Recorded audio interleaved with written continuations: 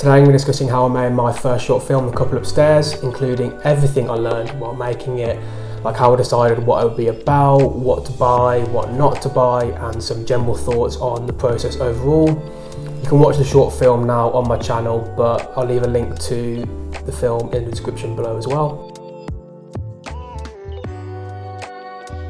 The first decision you need to make is to decide what is it going to be about. And I've been writing script for the past 5 years or so, and the main questions that I always get asked is, have you anything made, or can I see some of your work? And obviously I'm guessing that they don't want to read a 120-page script. So what I did is I decided I want to make something of my own. I want to create a short film. So at the end of last year I decided to write and direct my own short film, which has now ended up being The Couple Upstairs. I became a screenwriter because I thought, what is the one thing I can do in filmmaking that I don't need anywhere else, or don't need anyone else?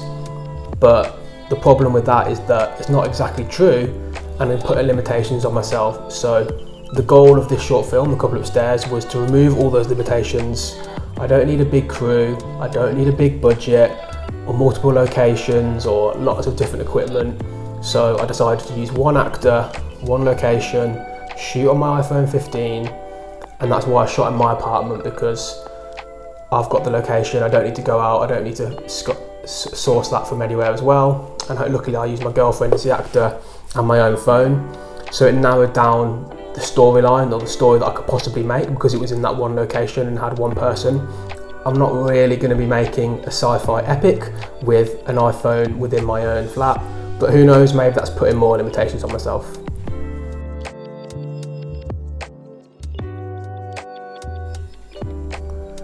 So to discuss the process, I've kind of put it into some quick fire questions that hopefully will answer anything that you are worried about before making your first film. Obviously there was a mix of easy and difficult parts of the process, and I'll go through those now.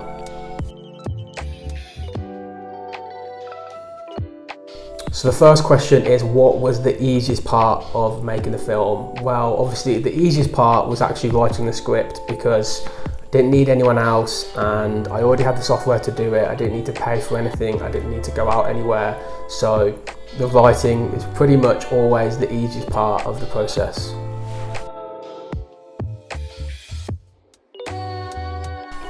Second question would be, what was the hardest part of the whole process? And the first thing to say would definitely be that just having a full-time job alongside doing this. Obviously I'm making the film, creating it, writing it, editing it, everything in the evenings and on the weekends, which is pretty much a requirement if you want to make a film, and it's not your full-time job already. The second thing, without a doubt, would be learning on the job. So learning what you're doing, learning the different types of tools, how to edit, what is cinematography, how to shoot the film, what different lenses to use, light, shadow, all these things that you might not have thought about before. On top of that, how to use some of the software as well. So I had to learn how to use the Blackmagic camera app, for instance, or DaVinci Resolve, how to edit, how to do sound design, how to color correct, all these things that I've never done before. And you're learning on the job as you're creating this film, and as you're trying to edit, you're learning how to edit at the same time. And that's one of the most rewarding parts, but it can also be really frustrating when it's slow progress as well. Maybe my number one quick tip for creating your first film would be, make the most of YouTube tutorials. There is literally a video for everything, for every problem. Someone's been through it before, and I'm going to leave some links to the best channels that I used while I was making my film, for editing, for colour correcting, and any other filmmaking tips as well. Definitely make use of those as well. How many days did it take to shoot? So the plan was to shoot over one weekend, so on a Saturday and Sunday, but it actually ended up spreading out over a number of weeks and over a few days. So I would do one shot which didn't require any of the actors or actor in the afternoon on one day, and then on the weekend in the evenings, because it was needed to be night time for a lot of the shoot, I would then use the actors. So it kind of spread out over a couple of weeks, but I'd say overall days to shoot might have been 3 to 5, but spread out over a longer period of time.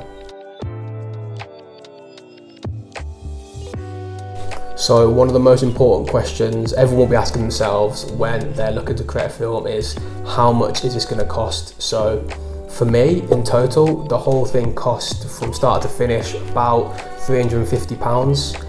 I'm going to include a full breakdown of the associated costs.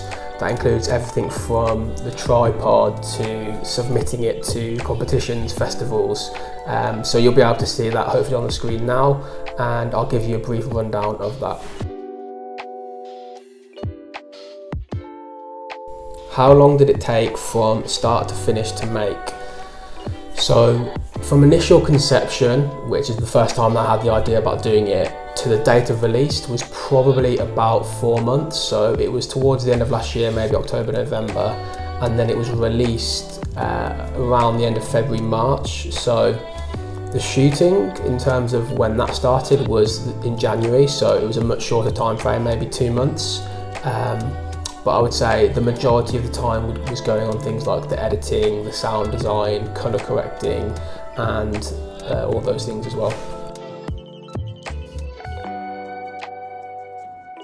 So once you are finished, once your film's made, edited, it's gone through the whole post-production process, what comes next, what happens when it's finished.